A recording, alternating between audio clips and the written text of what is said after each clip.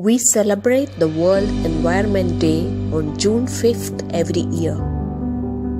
It is being initiated and celebrated since 1974 by United Nations.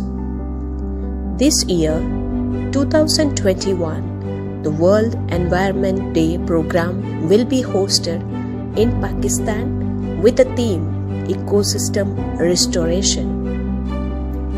We celebrate World Environment Day to reconnect ourselves to nature with more awareness while pledging to take action for the protection of our nature.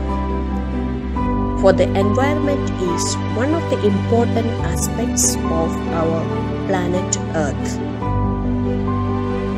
So we as teachers and students take initiative to preserve our environment. Let us encourage people to plant few trees, to clean our local land, to save water, and to ban plastic usage. These are the little steps which can lead us to have a better ecosystem.